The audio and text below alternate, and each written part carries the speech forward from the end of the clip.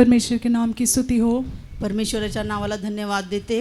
परमेश्वर ने मुझे भी या नागपुर कन्वेंशन में गवाही बोलने का एक सुंदर अवसर दिया। परमेश्वर के नाम की धन्यवाद करती हूँ। मला पण देवाने ह्या नागपूर कन्व्हेन्शनमध्ये येण्यासाठी साक्ष देण्यासाठी उभा केलं, म्हणून मी त्याच्या नावाला धन्यवाद देते। मेरा जन्म इसी कलीसिया में और इसी विश्वास में हुआ। माझा जन्म ह्याच कलिशामध्ये आणि विश्वासामध्ये झाला। हमारे माँ बाप ने हमें परमेश्वर के भय और भक्ति के साथ हमारी बढ़ोतरी किया। माझ्या भावाने आम्हाला विश्वासामध्ये आणि त्याच्या आत्मिक जीवनामध्ये माझे वाढवण्यासाठी प्रयत्न केला। खासकर हमारी पिता जो है बचपन से ही लेकर हमें बाइबल के सारे कहानियाँ बताने में, गीत सिखाने में और सारे उपदेश और सच्चाई में हमारा पालन पोषण किया। माझ्या पिताजीने त्या लोकांना माझ्या सगळ्यांसाठी प्रार्थनेसाठी आणि त्याच्या आत्मिक जीवन जगण्यासाठी मला त्यांना आमच्या मुलांना सगळ्यांना सांगितलं। उठते वक्त बैठते वक्त हमेशा जो भी वो बात करते थे वो परमेश्वर के बारे में ही हमको सिखाते थे।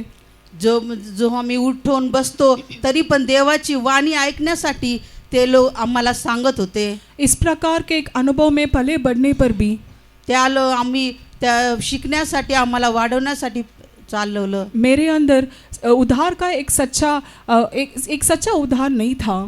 माझ्यामध्ये एक सच्चाईचं आत्मिक ते उद्धार नव्हतं। जब मैं अपने जवानी की उम्र में पहुंची, मी आपल्या तरुणाच्या मध्ये मी प्रयत्न केला। उस समय हमारे संडे स्कूल में एक विशेष एक प्रार्थना बाजोने का आराधना हुआ। माझ्या कलिसियामध्ये एक शनिवारची आत्मिक संजीवनाची प्रार्थना झाली। और उस सभा में जैसे जैसे हमको बताया गया था, मैंने अपने सारे पापों को इकरार किया, परमेश्वर से कबूल किया और मैं फुट फुट कर रोने लगी। मी परमेश्वराकडून प्रार्थना केली आणि खूप मोठ्याने रडून त्याच्याकडे विनंती केली। उस समय परमेश्वर ने मेरा उद्धार किया। त्याने माझा उद्धार केला। सन 2000 में 2000 मध्ये मैं जवानों के सभा जो चेन्नई में था वहाँ पर गई थी। 2000 मध्ये देवाचे प्रार्थनेमध्ये मी गेले होते और वहाँ पर शुक्रवार के रात को जितने लोगों ने बपतिस्मा नहीं लिया उन सब जवानों को खड़ा किया गया था। किती पोरांनी बपतिस्मा नहीं घेतला होता त्यांना सगळ्यांना उभा केलं। और उस समय संतों ने इस प्रकार का एक प्रश्न पूछा, यदि आज रात आपका मृत्यु होने से या आज रात परमेश्वर आने से आप कहाँ जाओगे? संत लोकांनी प्रार्थना केली का तुम्ही आज रात्री त्यांच्याकडे नाही देवाकडे नाही गेलं तर तुम्हाला काय होईल? उस समय जो 100 से ज़्यादा बच्चे खड़े थे उनमें से मैं भी खड़ी थी। त्यामध्ये 100 लोक उभा होते, त्यामध्ये मी पण होते। मेरे अंदर एक पश्चाताप हुआ। माझ्यामध्ये एक अंतःकरण तुटलेलं असं झालं। उस समय मैंने निर्णय लिया, हाँ मैं बपतिस्मा लूँगी। असं मी निर्णय केला, देवा मी आता बपतिस्मा घेईल। मैंने घर पे किसी को बताया नहीं था। मी घरी कोणाला सांगितलं नव्हतं। अचानक मैंने इस प्रकार का एक फैसला लिया। अचानक मध्ये मी देवाकडे वळण्यासाठी प्रयत्न केला और अगले दिन ही पानी की बपतिस्मा के लिए अपने आप को समर्पण करने के लिए प्रभु ने मेरी सहायता किया। पुढच्या वेळेसच लगेच मी देवाचा बपतिस्मा घेण्यासाठी मी प्रयत्न केला। और उसके ठीक 1 साल के बाद परमेश्वर ने पवित्र आत्मा के अभिषेक से मुझे अभिषेक किया। 1 वर्षांनी लगेच मला देवाच्या अभिषेकाने मला आत्म्याने भरून टाकलं। और ये अभिषेक मी उसी प्रकार से संडे स्कूल के उस बाजोनी के आराधना में मैंने प्राप्त किया था। त्या संडे स्कूलच्या आराधनामध्येच मी तो अभिषेक मिळवला होता। इस प्रकार संडे स्कूल की सेवा मेरे जीवन में एक बहुत बड़ा बदलावट का कारण था। त्या संडे स्कूलच्या ह्याच्यामध्ये माझ्या जीवनामध्ये ते एकदम चांगलं ह्या आत्मिक वाढवण्यासाठी मला मदत होती। मैं 11 साल से अल्सर की बीमारी से पीड़ित थी। मी 11 वर्षापासून आल्सरच्या ह्याच्यामध्ये मी आजारी होते और बहुत अधिक दर्द होने के कारण मैं कुछ भी नहीं खा सकती थी, दही भी नहीं खा सकती थी। मी खूप आजारी असताना मी काही पण खात नव्हते, दही पण खात नव्हते। एक बार मैंने इस प्रकार एक सेवक बहन का उनका गवाही को मैंने सुना। एक दिवस मी सेवकाची गवाही ऐकली और उस सेवक बहन का यही गवाही था, उनको जब अल्सर था उन्होंने उस बीमारी को डांट कर प्रार्थना किया और वो बीमारी उनसे दूर चला गया।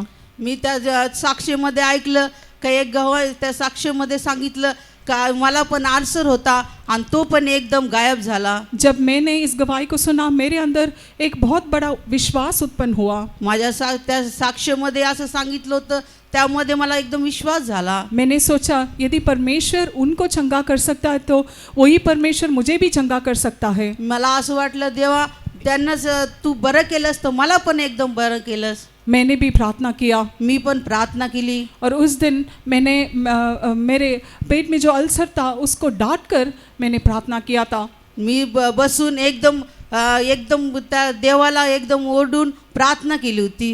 और अचानक मैंने देखा कि मेरे पेट से कुछ तो भी बाहर निकल के जा रहा है. अचानक माझ्या पोटातून काहीतरी निघून गेलं. और उसी दिन और उसी क्षण मैं चंगे हो गई. त्याच दिवशी मी चांगली बरी झाले. और उस दिन से लेके आज तक परमेश्वर अपने पंखों के तले मेरी रखवाली करते हुए अच्छा आरोग्य बल देते हुए आ रहा है. आजपर्यंत देवाने मला चांगलं आरोग्य आणि चांगलं ठेवण्यासाठी देवाने माझी मदत केली. ये केवल परमेश्वर की अनुग्रह ही है. हेच परमेश्वराचा अनुग्रह आहे. उसके बाद मेरे ऑफिस के कामों में भी परमेश्वर ने मुझे कई बातों में सहायता किया. ऑफिसच्या कामामध्ये पण देवाने मला मदत केली. और उस समय मेरे कॉलेज ख़त्म होने के बाद मुझे ठीक एक नौकरी कॉलेज के तीसरे साल में ही मिल गया था. माझ्या कॉलेजच्या 3ऱ्या वर्षी देवाने मला नोकरी सुद्धा दिली होती. पर जैसे ही मैंने कॉलेज ख़त्म किया उस समय रिसेशन होने के कारण वो कंपनी मुझे बुलाए नहीं. त्याच्यामध्ये त्या कंपनीमध्ये कॉलेजच्या कारण त्यांनी मला बोलवलं नाही. और 2 साल में इस प्रकार नौकरी के बिना थी. 2 वर्ष त्या नोकरीच्या नाही ते मी अशी राहिले. 2 साल परमेश्वर मेरे जीवन में बहुत बड़ा एक आत्मिक जीवन में काम कर रहा था.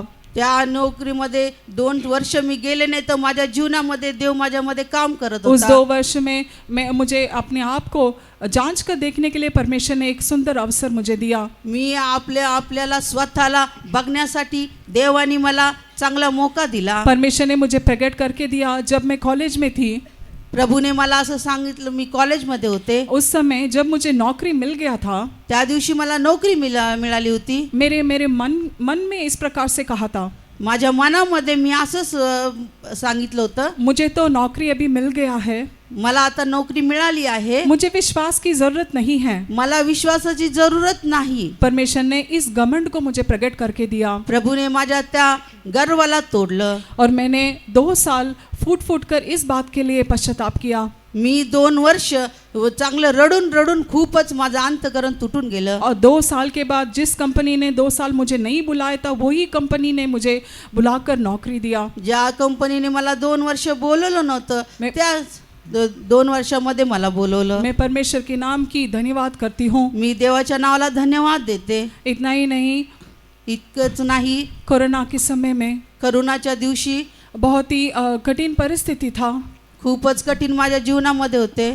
हमें जब वापस ऑफिस में बुलाया गया था, मला परत ऑफिसमध्ये बोलवलं. और हमको ऐसा नियम था कि सब लोग वैक्सीनेशन लेना ही है.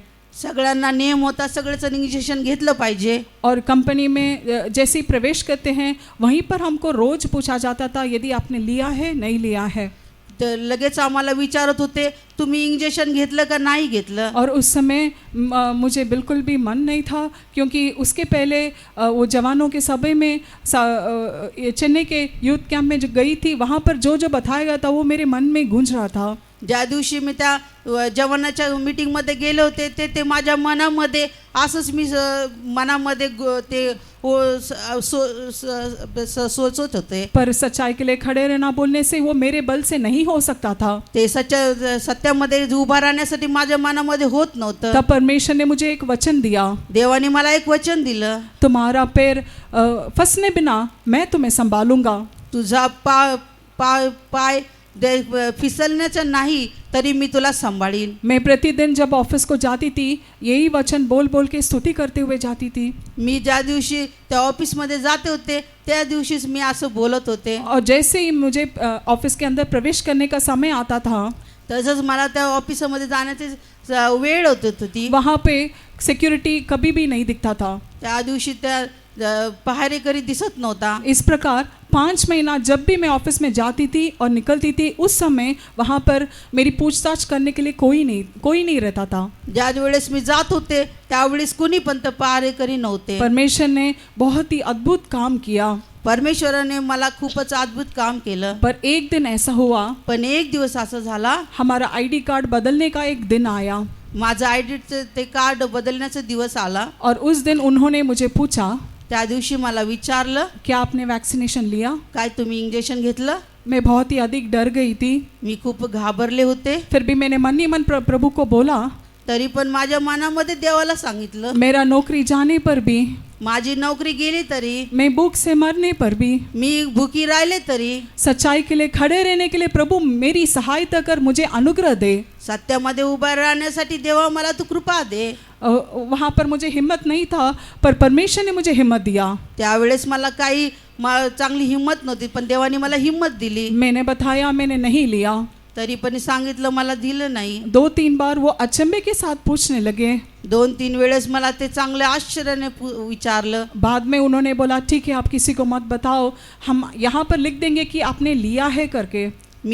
तुम्ही मला कोणाला सांगू नका, मी सांगल का तुम्ही ते इंजेक्शन घेतलं आहे. और लिया करके एक स्टिकर भी लगा दिया। आणि घेतलं म्हणून ते स्टिकर पण लावलं. सच में जैसा परमेश्वर ने वचन के द्वारा मुझसे बात किया था, खरंच ते देवाने मला वचनाबरोबर बोलला होता. मेरा पैर फंसने बिना परमेश्वर ने मुझे संभाला। देवाने माझा पाय फिसलला नव्हतं, त्याने देवाने मला सांभाळलं. इस प्रकार से परमेश्वर ने मेरे जीवन में कई अद्भुत और अचंभे काम किया। देवाने माझ्या जीवनामध्ये अद्भुत चांगलं काम केलं. मैं इन कोई भी परमेश्वर के भलाइयों के लिए लायक नहीं हूँ, ये केवल परमेश्वर के अनुग्रह से ही है। मी देवाच्या याच्यासाठी माझी योग्यता काही नाही, पण देवाचं सगळं सामर्थ्य आहे. परमेश्वर ने मेरे जीवन में किए हुए सारे भलाइयों के लिए मैं परमेश्वर की स्तुति और धन्यवाद करती हूँ। माझ्या देवासाठी मी सगळं देवाला मी धन्यवाद आणि स्तुती देते. मेरा एक ही आशा है, माझं एकच आग्रह आहे, जब यीशु प्रकट होगा, देव प्रगट होईल, मैं और मेरा परिवार समेत, मी आणि माझा परिवार संतों और कलीसिया के साथ उठा लिए जाना है। संत संगती आणि कलीसिया संगती उठण्यासाठी आप सब हमारे लिए प्रार्थना करने के लिए प्रार्थना विनती करते हुए मेरे गवाही को खत्म करती हूँ। Praise the me Lord. तुमच्या सगळ्यांसाठी प्रार्थना करा, कारण मी सगळ्याला उचलून घेण्यासाठी तुम्ही सगळे माझ्यासाठी प्रार्थना करा. Praise the Lord.